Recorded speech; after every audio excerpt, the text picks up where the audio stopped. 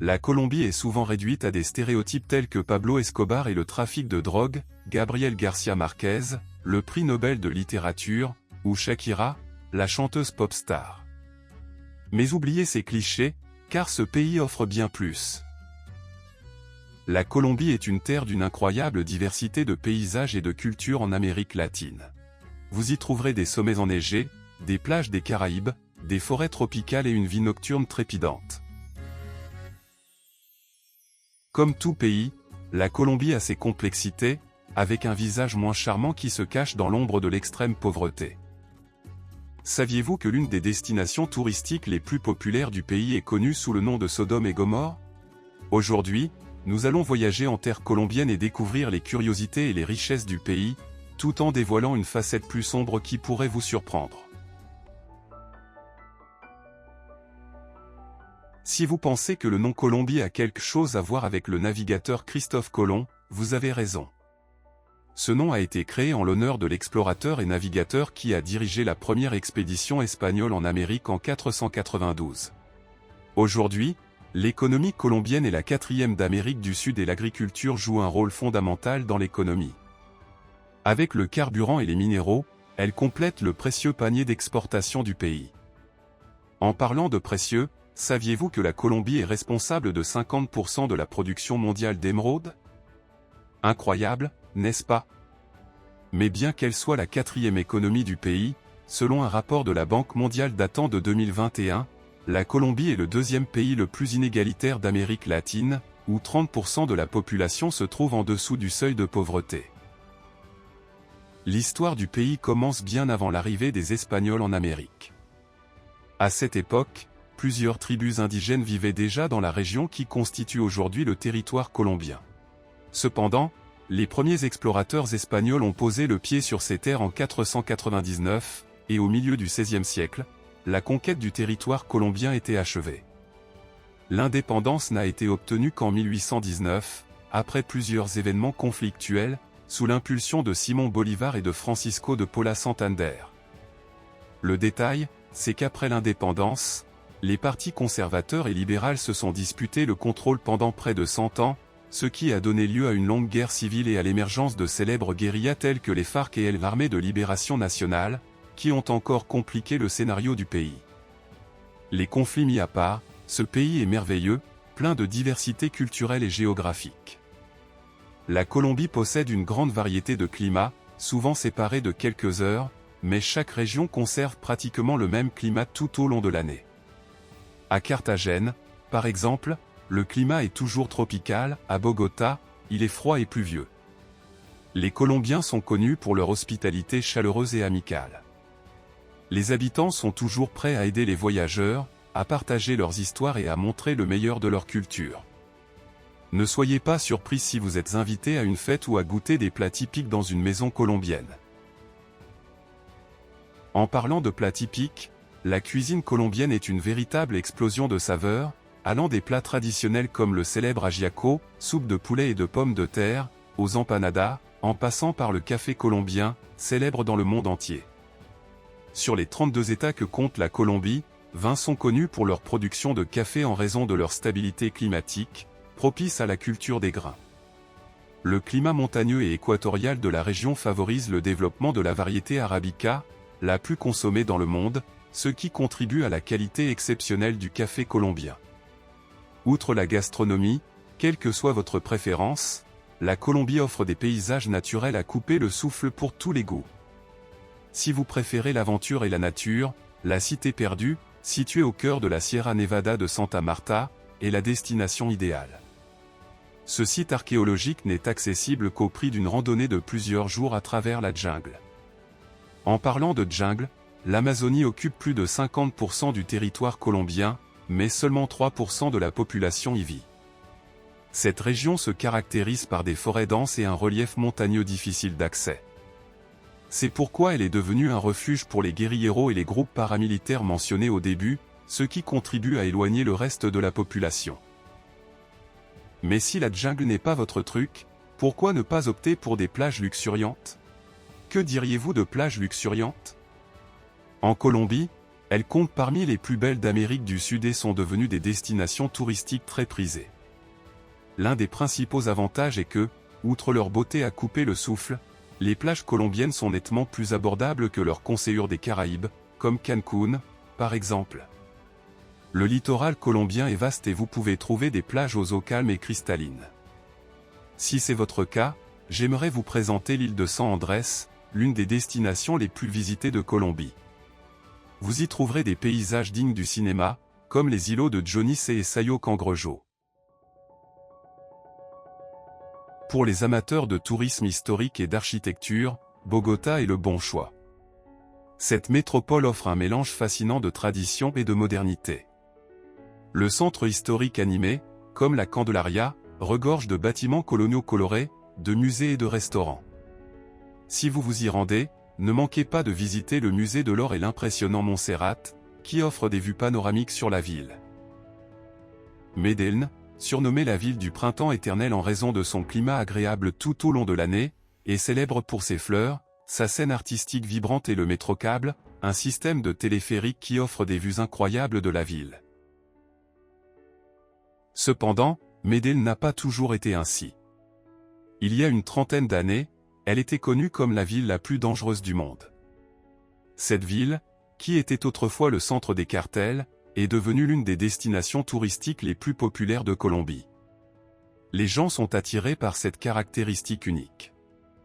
Lorsqu'ils arrivent à Medellín, nombreux sont ceux qui se rendent sur la tombe d'Escobar, le fondateur du cartel de Medellín, protagoniste d'innombrables séries et films dans le monde entier. Bien qu'il ait laissé derrière lui un passé dangereux, il existe encore aujourd'hui des zones d'habitation de fortune, et même si les bandes criminelles organisées ont pratiquement disparu, il en existe encore. Et puisque nous parlons de trafic de drogue, saviez-vous que la Colombie est responsable de 75% de la production mondiale de cocaïne? La coca, matière première de la cocaïne, est cultivée à grande échelle dans 3 pays d'Amérique du Sud, la Bolivie, le Pérou et surtout la Colombie. Selon l'ONU, ces 3 pays produisent environ 1000 tonnes de cocaïne par an.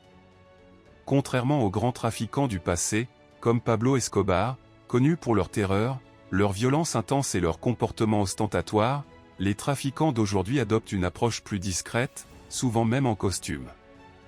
Outre la vente de substances illicites, ces trafiquants de drogue sont impliqués dans toute une série d'activités, braquage de banques, trafic d'armes, prostitution, blanchiment d'argent et financement de campagnes politiques en échange de faveurs.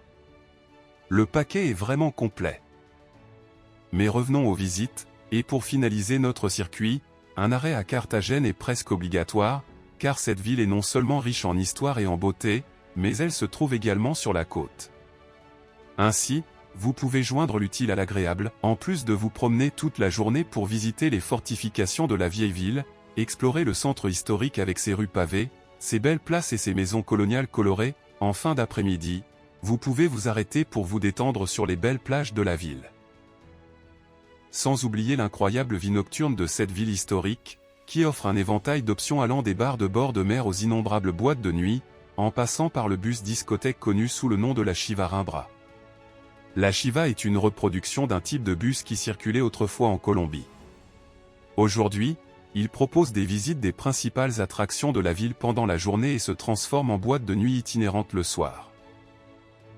Des boissons sont servies dans le véhicule et des musiciens locaux animent le trajet au rythme du vallenato, musique typique des Caraïbes colombiennes, une véritable fête sur roue.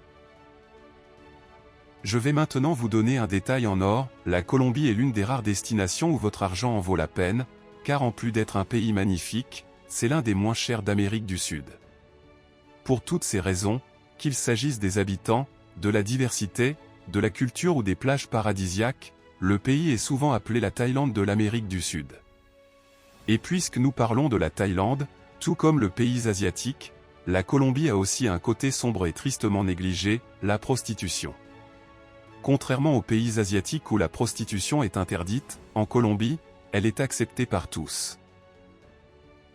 D'une manière ou d'une autre, ce pays fait toujours la une des journaux, mais malheureusement pas en raison de ses attractions touristiques, mais à cause des faits mentionnés ci-dessus, ainsi que des taux élevés de prostitution qui font de ce pays une destination caractérisée par le tourisme sexuel. Le comparant à Sodome et Gomorrhe, à l'instar de la Thaïlande. À Carthagène, bien que reconnue comme l'une des destinations les plus populaires auprès des touristes, la nuit tombée, la scène cède la place à un autre type de tourisme, le tourisme sexuel. La ville est souvent présentée comme ayant deux visages distincts, celui des riches, avec des centres commerciaux luxueux, des quartiers nobles et de grands hôtels, et celui des pauvres, marqué par l'extrême pauvreté, le chômage et le manque de services publics. C'est à cause de cette réalité que de nombreuses jeunes femmes et adolescentes prennent la décision difficile de recourir à la prostitution pour assurer leur subsistance quotidienne. On rapporte que certaines filles vendent leur virginité par leur propre famille alors qu'elles sont désespérées de ne pouvoir survivre. Cette situation devient, en partie, un type de travail temporaire qui, malheureusement, peut facilement conduire à l'exploitation et le rester pendant plusieurs années. Selon une étude réalisée par la Fondation Renascer à Carthagène, un touriste paie une mineure entre 100 et 150 $ par nuit, et si c'est pour une courte période de 15 à 20 minutes, le chiffre est de 50 $. Le dernier phénomène en date est un nouveau système de prépaiement, un type de service dont les prix sont fixés à l'avance et qui garantit le paiement à l'avance. Le prix d'une chambre à l'hôtel Isis, célèbre pour être situé dans une zone de prostitution, est fixé à 100 $. Passer la nuit coûte 350 $, plus le pourboire, qui peut être fixé par le client. À Carthagène, des manifestations ont éclaté en réponse à l'augmentation de cette pratique et à ses conséquences. Cependant, pour certains, la préoccupation principale n'est pas tant la vie des femmes et des enfants dans ces conditions, mais le fait que ce spectacle se déroule à quelques mètres de la mairie et de la ville historique. Pour eux, il ne s'agit pas d'un problème d'éthique, mais d'esthétique. Ils préconisent donc une réglementation et une autorisation uniquement dans les zones de tolérance. En ce qui concerne les zones de tolérance, Medellín n'échappe pas à la règle. Il y a plusieurs décennies, en plus d'être un no man's land dominé par les cartels, la ville disposait de zones spéciales portant cette appellation, autorisées par le gouvernement municipal et générant des revenus sous forme d'impôts. À cette époque, un quartier appelé Louvain a vu le jour, où l'on trouvait des maisons closes et des cantines où l'on buvait à l'excès et où l'on passait la nuit avec les travailleuses du sexe de l'époque. Aujourd'hui, la ville est toujours considérée comme un lieu de prostitution et de pauvreté extrême, surtout dans les quartiers sensibles où la situation s'est aggravée avec le trafic de drogue, les proxénètes et les jeunes impliqués, souvent contre leur gré. Certains accusent la pandémie et l'arrivée de migrants d'être à l'origine de la situation actuelle, la pratique s'étant étendue à des quartiers plus huppés de la ville. Selon RRACX, un réseau de travailleurs du sexe en Amérique latine et dans les Caraïbes, plus de 4500 Vénézuéliennes travaillent en Colombie comme travailleuses du sexe, principalement dans des villes comme Bogota, Santa Marta, ainsi que Medellín et Cartagena. Ces femmes sont attirées dans les pays voisins par des promesses d'emploi bien rémunérés et de permis de séjour, mais en raison de leur situation vulnérable, elles courent le risque d'être forcées à exercer cette profession. Bien qu'il n'existe pas de chiffres exacts sur la prostitution dans le pays, le secrétariat à l'intégration sociale de Bogota estime que plus de 45 000 femmes sont impliquées dans cette activité et que la grande majorité d'entre elles tentent de survivre. Connaissiez-vous toutes ces particularités de la Colombie ? Dites-nous laquelle vous a le plus surpris. Si vous avez aimé ce contenu, n'oubliez pas de l'aimer, de le partager et de vous abonner pour d'autres faits amusants. Merci d'avoir regardé et à la prochaine.